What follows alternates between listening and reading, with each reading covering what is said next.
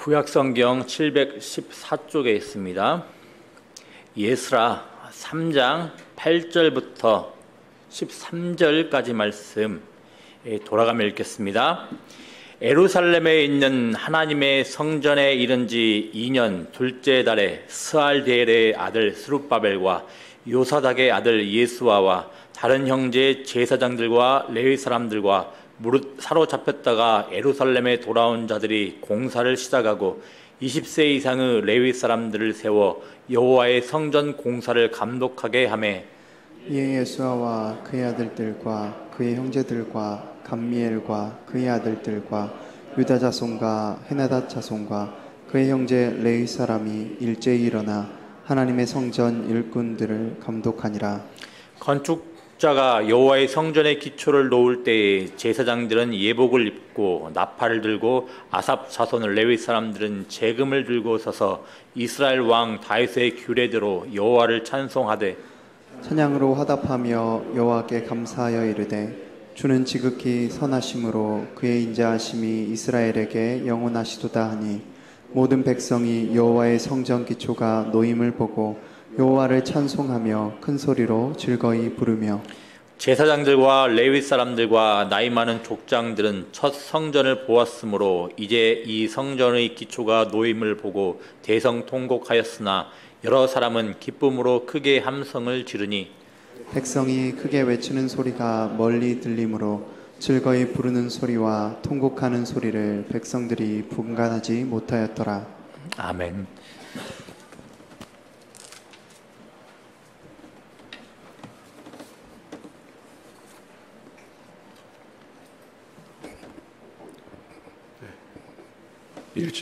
일주일 만에 뵈니까 더 기쁘고 좋습니다.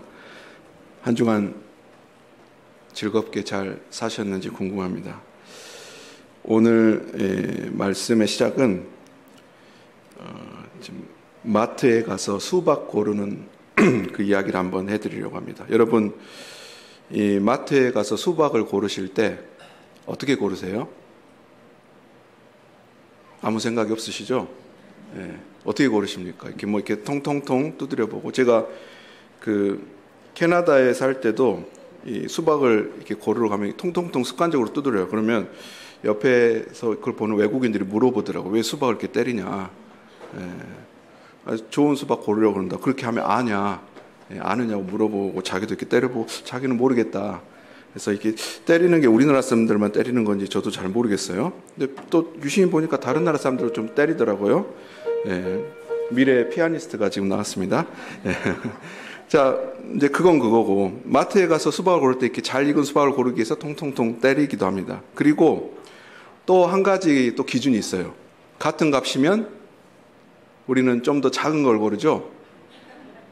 어떤 걸 고르세요? 눈에 보기에 좀 더 큰 거. 그래서 저도 어떤 것이 더 클까 유심히 째려보면서 저게 좀 더 큰 것 같다 하면 그거를 이제 카트에 실죠. 그리고 이제 다른 걸 사려고 이렇게 돌아다니다 보면 여러분, 이 수박을 산 다른 분들이 눈에 띄어요. 근데 저 사람은 왜 저렇게 큰 수박을 어떻게 골랐지? 내 수박보다 언제나 더 커요. 다른 사람 수박이. 여러분들은 그러지 않았습니까? 저는 그렇더라고요. 내가 고른다고 골랐는데 다른 사람의 카트에 실린 수박은 언제나 제 것보다 컸습니다. 그래서 옆에 가서 이렇게 살짝 몰래 카트를 같이 이렇게 놔두고 재보기도 해도 정말 큰 것 같아요, 더. 그래가지고 다시 또 수박 코너로 가가지고 새로운 수박을 고를까 여러 가지 고민을 하다가 언제나 작은 수박을 사가지고 돌아온 기억이 있습니다. 여러분, 오늘 말씀은 이 수박 고르기와 비슷한 것 같아요. 여러분은 모르겠습니다. 저는 손해보기 싫어합니다. 수박 살 때도 같은 값이면 어떤 수박을 고르고 싶어요? 내면은 모르니까 그래도 외적으로라도 컸으면 좋겠다. 그것이 좀 돈을 아끼는 것 같기도 하고 같은 값에 또 현명하게 사는 것 같이 느껴지기도 합니다. 그런데 실제로 수박을 파시는 분들은 대부분 비슷한 무게의 수박을 같은 값으로 팔 거예요. 그러니까 많이 차이나 봤자 100g 차이도 안 날 건데 그것에 고민하고 있는 거죠. 손해보기 싫어하는 마음, 어떻게 해서든지 더 좋고 더 많은 것을 취하려고 하는 마음이 어쩌면 우리 사람의 기본적인 심정인 것 같습니다. 그런데 오늘 우리가 함께 본 이 에스라서, 그리고 여러분들이 집에 돌아가셔가지고 하나님 말씀 읽을 때 에스라서와 느헤미야서를 함께 읽었으면 좋겠어요. 이렇게 이번 주에 한번 읽어보시면 귀한 은혜가 더 있을 거라고 생각이 들어집니다. 여러분, 이 에스라서와 느헤미야서는 우리가 너무도 잘 알듯이 포로로 잡혀갔던 사람들이 고국에 돌아와서 예루살렘을 재건하는 그런 가슴 뛰는 이야기를 말씀이 기록되어 있는 부분입니다. 그리고 우리가 에스라 1장부터 또 느헤미야 마지막 장까지 읽어보면 이들이 하나님의 뜻 가운데 고국으로 돌아와서 아주 오랜 시간 동안 타국에 살았잖아요. 나라 없이 살았는데 고국으로 돌아와서 이제 예루살렘을 재건하고 성전을 재건하는 그런 일들을 했는데, 여러분 말씀을 읽어보시면 아시겠지만 이미 또 알고 계신 분도 있을 거예요. 행복하게 잘했더라. 아무 고통과 고난 없이 그 일들이 순조로웠더라. 이렇게 기록하고 있습니까? 여러분 어떨 것 같아요? 안 읽어보셨어도 느낌 오시죠? 어떨 것 같아요? 엄청 힘들었어요. 70년 정도를 타국에서 살았는데 어땠을까요? 이 고국으로 돌아와서 그곳에서 삶을 산다는 게 쉬운 일이었을 것 같습니까, 여러분? 여러분 이렇게 생각해 보세요. 이 나라 없이 산다는 것이 우리 지금 여기 나이 많으신 분은 뭐 일제시대를 경험하신 분도 계실 수 있겠지만 그런 상황과는 좀 달랐습니다. 그 당시에 이스라엘 사람들은 이 나라가 없는 고통을 못 느낄 정도로 이 바벨론에서는 이 포용 정책을 썼습니다. 그래서 자기 재산도 가질 수 있게 했고요. 자기 이 가족들이 충분히 어떤 그곳에서 살 수 있게끔, 그리고 자기 나라의 신도 섬길 수 있게끔 이런 모든 정책들을 아주 온건한 정책을 피고 있는 그런 시절이었어요. 그러니까 고국으로 돌아온다는 건 이런 거예요. 여러분 이런 이야기 들어보신 적 있죠? 할아버지 할머니가 손주들에게, 할아버지 할머니가 6.25 시절 때 이 한국에서 살 때 전쟁이 있었는데 그때 너무 먹을 것도 없어가지고 배고픔에 시달렸단다 이렇게 말하면 우리 손주 손녀들은 이렇게 이야기합니다. 마트 가셔서, 편의점 가셔서 삼각김밥 사 드시지 그랬어요. 이렇게 이야기해요. 여러분 이게 그 장난이나 농담이 아니에요. 왜냐하면 우리 아이들은 그런 삶을 경험해 보지 못했기 때문에, 저도 솔직히 모를 수도 있습니다. 제가 전쟁을 경험해 보지 않았기 때문에. 그런데 이제 우리 세대는 또, 저희 세대는 또 간접적으로 많이 그런 것들을 들었기 때문에 그게 얼마나 힘든 삶인지는 그래도 아는 거죠. 그런데 이제 지금 이 시대에는 잘 몰라요, 그것을. 근데 여러분 이 이스라엘 사람들을 생각해 보시기 바랍니다. 바벨론에서 여러분 영화 보고 싶으면 CGV, 또 뭐 있습니까? 영화관, 메가박스, 또 뭐 있죠? 이런 데 가서 그냥 볼 수 있고, 배고프면 편의점 가서 김밥 사 먹고 콜라 사 먹고 이렇게 할 수 있는데, 고국에 돌아오니까 영화관도 없고 편의점도 없고 마트도 없고 약국도 없고 아무것도 없는 상황이에요. 즐거웠을까요? 하나님의 은혜에 감사합니다, 이런 기도가 절로 나왔을까요? 그렇지 않았을 것입니다. 정말 실망스러웠을 것입니다.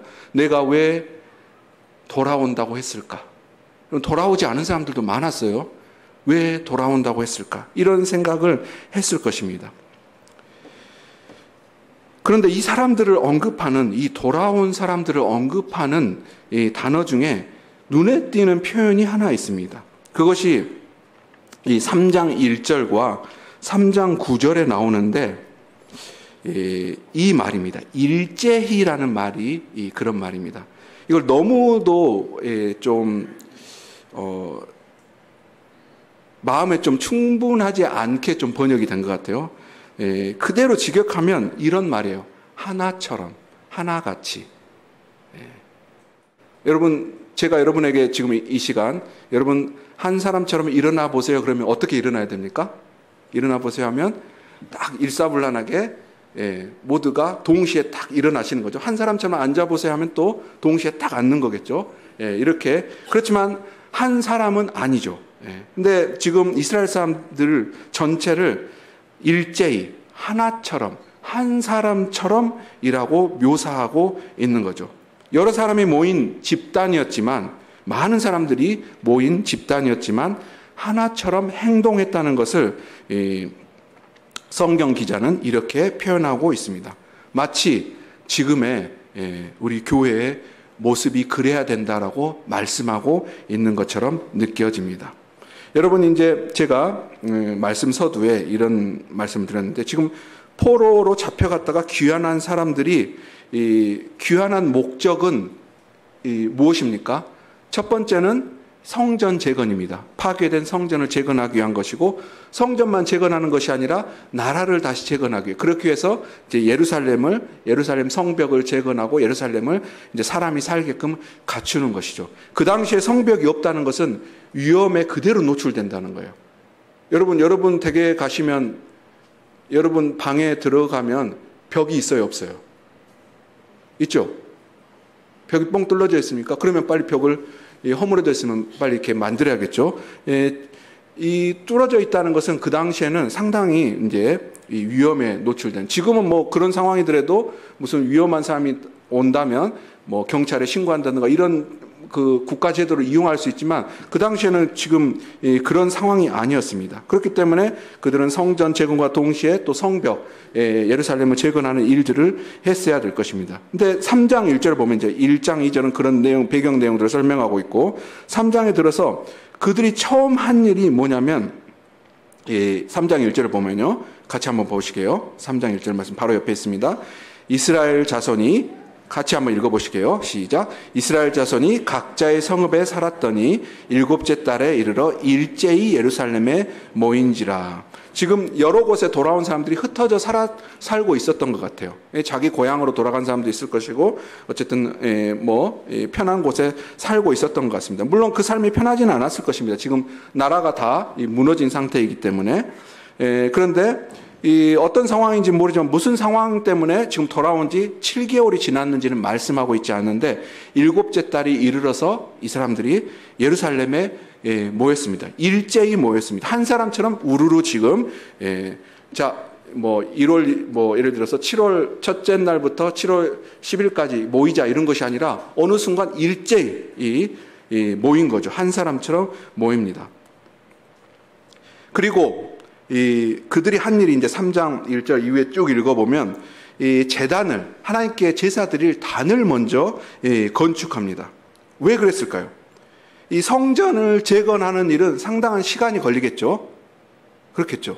그러니까 성전을 재건한 후에 하나님 앞에 예배를 드린다면, 제사를 드린다면 시간이 더 지체될 것이기 때문에 우선 제단을 건축하고 난 다음에, 세운 다음에 먼저 예배를 드리고 성전을 건축하기 시작합니다. 이 8절 말씀을 보면 이제 우리가 이 성전 건축을 시작하는 것이 이제 실제로 시작한 것이 8절부터 13절까지 그 내용들이 나오고 있는데, 우리가 잘 알듯이 이 성전 건축을 위해서 1번 목표가 그거예요. 그것을 위해서 지금 고국으로 돌아왔는데 그들은 다음 해가 될 때까지, 이제 3장 8절 보면 2년 둘째 달이라고 말하고 있으니까 다음 해가 될 때까지도 지금 제단을 세웠는데 그 이후에 성전 건축을 시작하지도 못했다는 사실을 우리는 알 수 있습니다. 여러분, 성경을 읽을 때 어떤 부분에 있어서는 아주 자세하게 설명하는데 어떤 부분은 정말 너무 불친절한 경우들이 있어요. 그렇죠? 안 그러세요? 여러분, 말씀 읽으면 다 이해되십니까? 어떤 경우는 좀 더 알고 싶은데 불친절한 경우가 있어요. 여기서도 그렇습니다. 지금 3장 1절 보니까 일곱째 달이었는데 그 다음에 이제 다음에 둘째 달이 되어버렸는데 그 사이에 어떤 일들이 있었는지, 그리고 왜 성전 건축이 이렇게 미뤄지고 있는지 이것에 대해서 설명하지 않습니다. 그러면 저와 여러분은 그런가 보다라고 지나가는 것이 아니라 하나님께서 우리에게 이 머리를 주셨어요. 그러니까 어떻게 해야 될까요? 생각을 하는 거죠. 왜 이랬을까? 이제 고민을 해보는 거죠. 어떤 요인들이 있었겠죠. 사장으로 가보면 방해자들이 있습니다. 대적들이 있습니다. 그러니까 이 사이에도 어떤 이 성전 재건을 방해하는 무리들이 있었을 수도 있겠죠. 지금 제가 애들이 몇 명 있는데 우리 애들에 대한 불만이 하나가 있어요. 애들이 공부를 안 해요. 여러분들 자녀 가신 분도 마찬가지죠. 엄마 아빠의 성에 찰 정도로 공부하면 24시간 공부를 해야 되는데 그 정도로 공부를 하지 않습니다. 그리고 보기만 하면 문을 열어보면 똑똑똑하고 문을 열면 언제나 뭘 하고 있을까요? 오락을 하고 있어요. 그래서 야, 너는 언제까지 오락을 할래? 그러니까 아빠, 내가 이번 판만 끝내고 공부하려고 했는데 아빠가 지금 언제까지 오락을 할 거니라고 오해 섞인 말을 했기 때문에 나는 삐뚤어질 거다 하면서 계속 오락을 하겠다라고 반항을 합니다. 그래, 그렇냐, 아빠가 잘못했다. 그리고 또 방에 들어가 보면 언제나 난립니다. 아시죠, 여러분? 그래서 방을 언제쯤 치울래? 그러니까 방금 지금 치울 마음이 있었는데 그 마음을 들었는데 아빠가 그렇게 말을 했기 때문에 자기는 삐뚤어질 거다. 그러면서 또 삐뚤어지더라고요. 그러면서 치우질 않습니다. 자, 제가 이제 과장하게 이야기한 겁니다. 저희 집이 그렇다고 생각하지 마시기 바랍니다. 그런데 여러분, 마음을 먹어도 하기가 쉽지 않아요. 그렇죠? 나 내일부터 이렇게 할 거야. 너무 큰 계획을 세우지 마세요. 나 내일부터 성경, 내일은 구약 있고 모레는 신약 있고 일주일에 3독씩 할 거야. 뭐 이런 계획 세우면 안 됩니다. 근데 그런 마음을 먹어도 정말 그날이 오잖아. 나 내일부터 할래. 이렇게 하면 그걸 성경책을 열기가 얼마나 힘든지 여러분들이 다 알고 계십니다. 다른 것들, 나는 내일부터 너무 살이 찐 것 같아. 운동을 해야지. 그런데 그 첫 발을 떼기가 그렇게 쉬운 일이 아닙니다. 여러분, 계획을 세우고 마음을 먹어도 그런데 외부적으로 하지 마. 괜찮아. 하지 마. 그리고 또 집요하게 또 그런 거 하면 큰일 나. 이런 반대자들이 있다면 그 계획들이 쉽게 무너질 것입니다. 지금 이스라엘도 마찬가지였겠죠. 이렇게 쉽사리 시간이 속절없이 막 흘러버렸는데 그들이 큰 뜻을 품고 온 것은 하나님 앞에서 큰 뜻을 품고 온 것은 성전 재건하기 위해서 왔는데 그 다음 해가 될 때까지도 지금 성전 재건이 이루어지지 않고 있다는 사실에 우리는 놀랄 수밖에 없습니다. 내적인 외적인 요인들이 분명히 있었을 것입니다. 그리고 순식간에 여러분 2024년이 시작된 지가 언제 같아요? 어제 같잖아요. 근데 지금 8월이에요. 그리고 곧 8월이 끝나게 생겼습니다. 이제 곧 추위가 올 거예요. 언제 이 더위 가나 했는데 이제 좀 아침 저녁으로는 선선해지고 있습니다. 그렇게 시간이 순식간에 가버립니다. 우리는 기대하기는 우리와 비슷하구나. 이렇게 시간이 흐르고 자기들의 계획은 세웠지만 그 계획을 이루지 못하고 있구나. 그들은 그냥 그렇게 살았답니다 하면서 성경이 끝날 줄 알았는데 그런데 3장 8절에 오니까 늦었음에도 1년이 지났음에도 더 많은 시간이 이렇게 많은 시간이 흘렀음에도 불구하고 이들은 좀 이상해요. 포기하지 않고 그때라도 그 일을 시작하고 있다는 사실을 우리는 기억해야 될 것입니다. 이제 8절 이후의 말씀에 한번 집중해 보도록 하겠습니다. 이제 성전 공사가 예루살렘에 도착한 다음에 둘째 날부터 이제 시작됐다라고 말씀을 기록하고 있습니다. 그리고 이 사람들은 이제 많은 사람들이 지금 기록돼 있어요. 이 사람 이름들이 나오고 있죠. 근데 여기도 9절에 가 보니까 9절 하반절 좀 뒤에 그의 형제 레위 사람들이 일제히 일어나 하나님의 성전 일꾼들을 감독한지라 이렇게 말하고 있습니다. 이 여러 사람들이 예수와를 비롯해서 여러 사람들이 성전 일꾼들을 하나님의 성전 일꾼들을 감독했다. 한 사람처럼 감독했다라고 말하고 있고요. 그리고 3장 1절처럼 이 사람들도 하나같이 그렇게 말하고 있는 것을 볼 수 있습니다. 여러분, 제가 지난주에 이런 말씀을 드린 기억이 납니다. 성경을 읽을 때 어떤 품사에 좀 관심을 갖자? 동사에. 왜냐하면 이 하나님 말씀, 특히 이 구약을 기록한 이 히브리어는 동사에 초점이 맞춰진 그런 언어예요. 그래서 동사에 관심을 갖고 그렇게 읽으면 좋습니다. 그런데 또 하나 그 기교가 있는데 뭐냐면 반복되는 단어들은 중요합니다. 여기서도 3장에서 뭐 여러 단어들이 반복되지만 일제히라는 우리 성경에 번역된 일제히 제가 말씀드렸던 하나같이 하나처럼 이 말이 이 짧은 이 3장 안에 13절 안에 2번 반복되고 있어요. 그러니까 이게 상당히 중요한 말이겠죠. 하나님의 백성들을 어떻게 움직여야 된다라는 것을 직접 혹은 간접적으로 하나님의 말씀을 읽는 사람들에게 다시 교훈하고 있다는 것이죠. 이들이 한 사람처럼 이렇게 모이고 3장 1절에 그리고 3장 9절에 보니까 한 사람처럼 하나님의 성전 일을 감독할 수 있었던 일은 무엇일까요? 여전히 그들의 마음이 하나였기 때문에 그렇게 할 수 있었을 것입니다. 그리고 외적인 요인들, 또 내적인 요인들, 또 어떤 게으름들이 있을 수 있었을 거예요. 그러나 그런 것들을 이겨낼 수 있는 그들의 마음, 그들의 투지, 의지, 하나님을 향한 열심이 계속해서 있었다는 사실을 우리에게 보여주고 있는 것입니다. 그리고 이제 10절 이후에 가면 10절, 11절 말씀을 보면 이제 성전의 기초가 놓였습니다. 그러니까 이제 성전 건축이 재건이 시작된 것이죠. 기초를 이렇게 닦은 거겠죠. 그러니까 아직은 건물이 세워진 거예요, 아니에요? 건축학을 우리가 공부해야 됩니다. 건물이 세워진 겁니까, 아닙니까?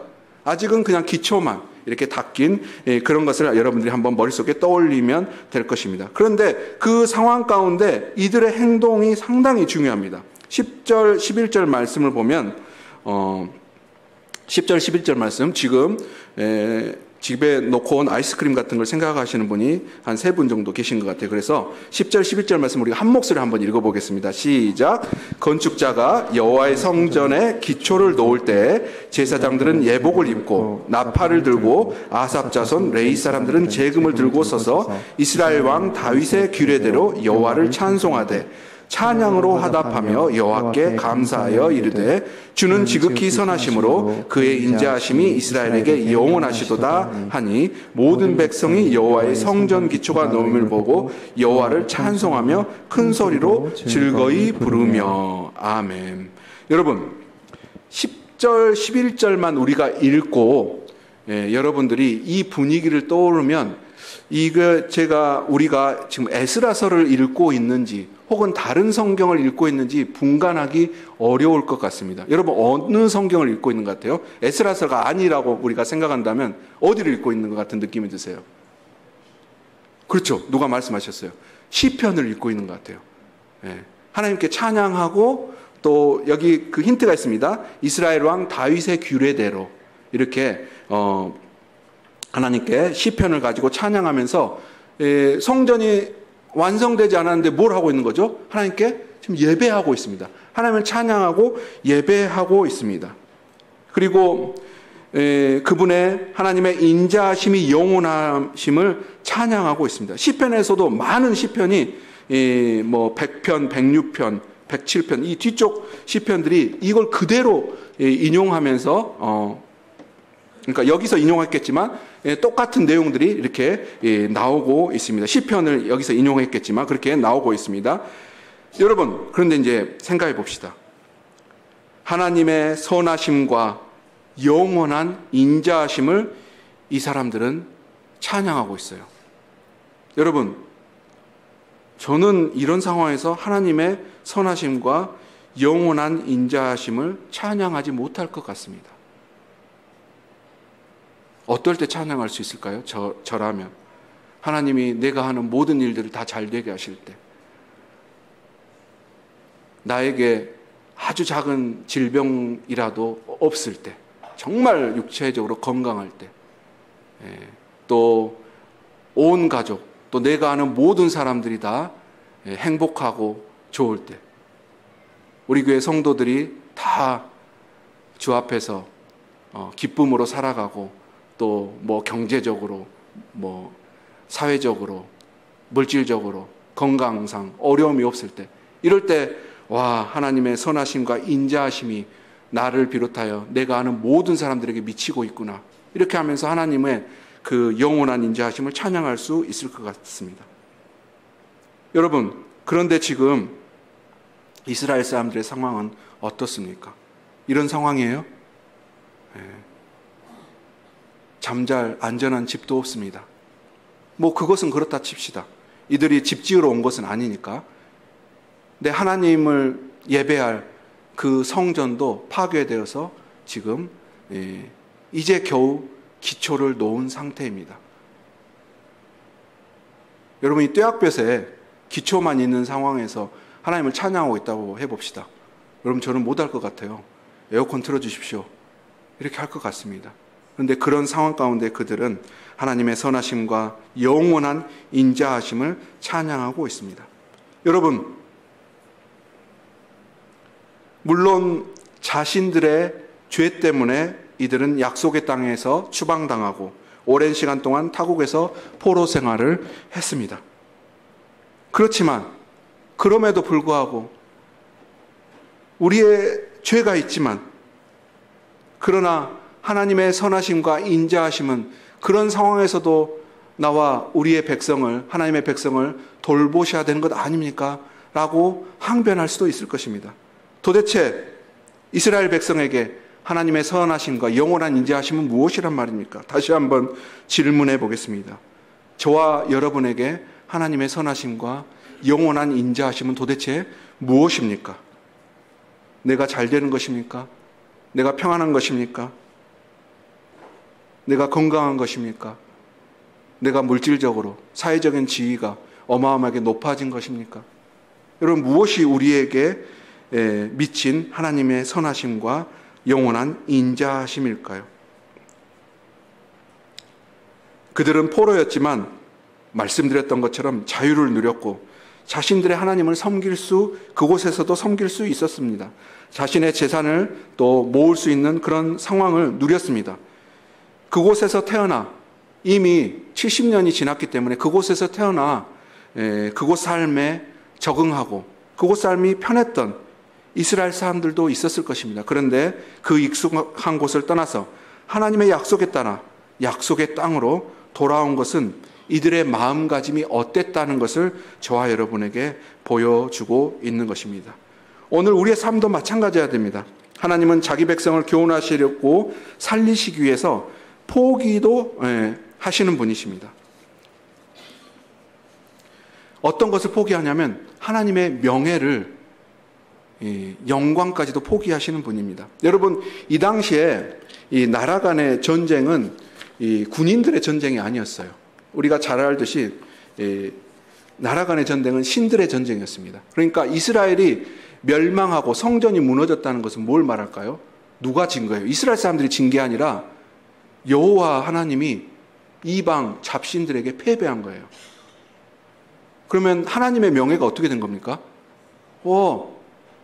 보니까 여호와 그거 아무것도 아니네 라고 이방 나라들의 뭐가 돌까요? 소문이 돌겠죠. 강한 줄 알았는데 별것 아니었어. 요란한 깡통이었어. 이렇게.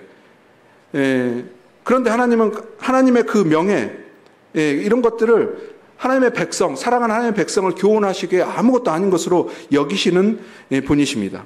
약속의 땅에서마저도 쫓아내실 수 있는 분이 바로 하나님이십니다. 성전을, 자신을 예배하는 성전마저도 하나님의 백성을 교훈하시기에 어떻게 하시는 분이에요? 무너뜨리시는 분입니다. 그렇게 그냥 놔두시는 분이에요. 하나님께는 하나님의 명예보다 뭐가 더 소중하냐면 자기가 사랑하는 백성인 이스라엘이 더 중요하다는 사실을 이렇게 보여줍니다. 보여주고 계십니다. 하나님의 백성은 하나님께 그런 사람들입니다. 그것을 이스라엘 사람들은 알았던 거죠. 이제 조금이나마 느꼈던 거죠. 그래서 아무것도 갖춰져 있지 않은 상황에서, 겨우 덜렁 기초만 놓인 상황에서 하나님의 선하시고 영원한 인자하심을 찬양할 수 있었던 것입니다. 여러분, 그런데 우리도 그럴 수 있겠죠. 여러분, 아무것도 없는 상황에서, 여러분 힘들고 어려운 상황에서, 질병의 고통 가운데서, 경제적인 어려움 가운데서, 직장을 잃은 상황 가운데서도, 사회적으로 지탄받는 어떤 상황 가운데서도 그래도 하나님을 찬양할 하나님의 선하심과 인자하심을 우리가 찬양할 수는 있을 것입니다. 그런데 그게 계속해서 오래 가기는 또 쉽지 않을 거예요. 이 사람들도 마찬가지였어요. 12절 말씀 이유를 읽어보면 여러분들 이 첫 성전을 본 사람들이 있었어요. 연로하신 분들이었겠죠. 이런 분들은 어땠습니까? 성전 기초가 놓임을 보고 울었다고 말해요. 대성통곡했다. 왜 그랬을까요? 이 기쁜 날 이스라엘 사람들도 좀 우리나라 사람들과 좀 감정이 비슷한 것 같아요. 여러분 너무 기뻐도 우리나라 사람들도 울잖아요. 뭐 그런 울음일 수도 있어요. 근데 성경은 이걸 잘 번역한 것 같아요. 대성통곡이라고 번역을 하고 있습니다. 그러니까 이 기쁨도 조금 담겨 있는 것 같은데 이 슬픔의 감정이 더 큰 것 같아요. 왜 그랬을까요?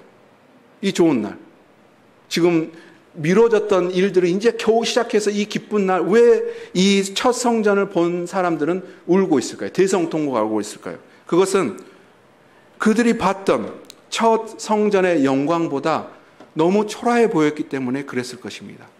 다시 짓는다고 하는데 다시 짓는다면 어떻게 지으면 좋겠어요? 이전보다 더 크고 더 찬란하고 더 아름답게 짓고 싶은 마음이 있었을 거예요. 그런데 그것보다 훨씬 초라하고 작게 터만 봐도 그렇게 세워질 것이 보이기 때문에 이 사람들이 이제 울고 대성 통곡하고 있는 것이죠. 그들은 자신의 슬픔을 감추지 않았습니다. 그러나 그 슬픔 가운데서 또 이제 성전 기초가 놓이는 것을 보고 기뻐하는 사람들과 더불어서 크게 함성을 지르면서 그 슬픔을 기쁨으로 전환시키 바꾸고 있는 이 사람들의 모습을 우리는 발견하게 됩니다. 이들 모두는 재건될 성전을 믿음으로 이미 바라보고 있는 상태인 것입니다. 그래서 하나님께서는 이들의 슬픔을, 이들의 아픔을 이제 미래의 축복으로 바꾸시고 그 축복을 이미 이 시간 경험하게 만들고 계신 것입니다. 그리고 실제적으로 이제 시작됐는데 이 성전 건축이 즐거운 일은 아니겠죠? 고통스럽겠죠? 이 고된 작업일 것입니다. 그들을 하나로 묶는 이 역할, 이런 역할들을 이 기쁨과 환희가 만들어 낼 것입니다. 13절 말씀을 보니까 이제 외부에서 그들의 소리를 들을 때 그 소리가 기쁨의 소리인지 찬양의 소리인지 슬픔의 울부짖음인지 분간하기 어렵다라고 말씀하고 있는 것 같아요. 여러분 마찬가지죠. 성도인 저와 여러분은 하나님께서 주시는 은혜로 살아가고 있지만 그럼에도 세상의 삶 가운데서 우리가 늘 기뻐하며 살아갈 수는 없어요. 그렇죠. 늘 기쁘면 좋은데 어떨 때는 슬픕니다. 눈물이 주르륵 흘립니다. 아픔과 슬픔이 우리의 삶 가운데 분명히 존재하고 있어요. 그리고 그것을 하나님 앞에 쏟아내기도 하고 하나님 앞에 토로하기도 합니다. 성경은 그것을 잘못이라고 말씀하고 있지 않습니다. 많은 시편이 시인의 고통을 하나님께 아뢰고 하나님께 투정하는 내용들을 담고 있어요. 그리고 하나님은 그것을 기쁘시게 들으시는 분이시고 그것을 하나님의 방식으로 해결해 주시는 분이시기도 합니다. 성도가 하나님의 일을 시작했다고 해서 순식간에 갑작스럽게 자신의 아픔이 사라지는 것은 아닙니다. 그러나 기쁨의 소리와 슬픔의 울부짖음을 구별할 수 없었던 것처럼 슬픔의 외침마저도 하나님께서 기쁨의 환호성으로 계속해서 바꾸어 주실 것입니다. 상황이 바뀐 게 아니에요. 그런데 하나님을 향한 마음가짐이 바뀜으로써 이 일이 시작되게 되는 것이죠. 그리고 마침내 상황마저도 바뀌게 될 것입니다. 여호와 하나님의 이제 말씀을 정리해 보겠습니다. 여호와 하나님의 감동을 받아 고국으로 돌아온 자들의 가장 큰 목표는 여호와의 성전을 다시 세우는 일이었습니다. 성전 재건은 자신들의 조상과 하나님과의 그 친근했던 관계를 회복하는 그런 일이었겠죠. 그런데 무엇 하나 제대로 갖추어져 있지 않은 상황이었습니다. 그런데 하나 잘 갖추어진 게 있었어요. 이들의 마음이 철저하게 하나처럼 되어 있었던 것이죠. 그리고 이 일을 진행하는데 그들은 하나님의 말씀을 의지하고 그 말씀을 기준 삼아서 진행하는 것을 볼 수 있습니다. 다윗의 규례대로 예배를 드릴 때도 찬양을 할 때도 다윗의 규례대로 그 하나님의 말씀에 맞추어서 기준을 삼아서 예배 드린 것을 우리는 또 볼 수 있죠. 이런 것들을 우리가 바르게 따라야겠죠. 자, 그래서 이제 우리는 이렇게 우리가 살아가야 될 것입니다. 우리가 오늘 이 이스라엘 백성들이 환호성, 크게 함성을 지르는데 우리가 환호성을 질러야 될 때는 언제인지 우리는 고민해 봐야 될 것입니다. 우리의 기도 제목이 모두 응답되는 순간인가? 우리의 목표가 모두 이루어지는 순간인가? 모든 근심이 사라지는 순간인가? 아팠던 몸이 회복되는 순간인가? 쓰라린 우리의 아픔들이 다 치유되는 순간인가?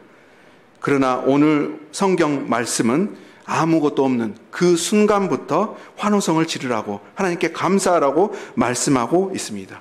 무엇을 바라보면서요? 미래를 바라보고 환호성을 지르라고 말씀하고 있습니다. 그런 성도들 되시기를 주님의 이름으로 축원합니다.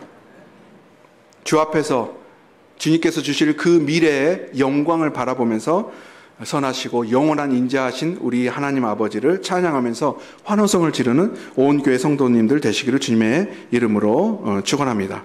이제 한 가지만 말씀드리고 말씀을 맺도록 하겠습니다. 여기서 특별히 중요한 것이 뭐냐면 오늘 제가 말씀드린 우리 말씀의 제목이기도 하고 하나처럼 한 사람처럼 일제이라는 말이죠. 근데 여러분 이 처럼이라는 말이 중요해요. 처럼 한 사람처럼 하나처럼 이 말은 무엇을 반영하냐면 우리는 하나가 될 수 없다는 사실을 반영하기도 합니다. 하나가 되라라고 성경은 말씀하지 않고 하나처럼 이렇게 행동했다라고 말씀하고 있는 것에 주목해야 됩니다. 여러분 우리의 목표는 여러분 이런 기도를 자주 하실 거예요. 예수님처럼 살기를 원합니다. 예수님처럼 예수님 닮기를 원합니다. 그런데 이런 기도는 하지 않죠. 하나님 제가 예수님이 되게 해주십시오. 여러분 이런 기도하세요? 국내에 예수님이 많다고 합니다. 이게 문제가 일어나요. 예수님이 되려고 하니까. 예수님이 되려고 하지 마시고 예수님처럼 되려고 하십시오. 우리는 예수님이 될 수 없어요. 우리는 하나님의 마음을 그대로 살아갈 수 없습니다. 그런데 하나님의 마음처럼 살아가려고 우리는 발버둥 치는 거죠. 하나가 될 수 없으니 하나처럼 되려고 힘써야 합니다. 어려우니까 노력해야 되는 거죠. 흉내라도 내야 됩니다. 그러니까 여러분 오늘 이 부족한 말씀 제가 전하는 하나님의 말씀은 부족하지 않지만 부족한 자가 전하는 이 말씀을 듣고 여러분들이 와 우리도 이제 하나처럼 돼야 되겠다 라고 누군가 그렇게 행동하신다면 그 행동을 뭐 언제부터 그랬다고 이렇게 하지 마시고 격려해 주시고 나도 본받고 싶어요. 나도 하나처럼 그렇게 살래요. 이렇게 서로 격려하고 그렇게 행동해 가는 우리 모두가 되기를 부탁드립니다. 그렇게 하실 수 있기를 우리 스스로는 안 돼요. 또 주께서 우리 예수님께서 힘 주시면 그렇게 되는 우리 교회가 될 것입니다. 실패를 두려워하지 마십시오. 이불 밖이 위험하다고 생각하는 것이 문제입니다. 아무것도 안 하고 있는 게 문제죠.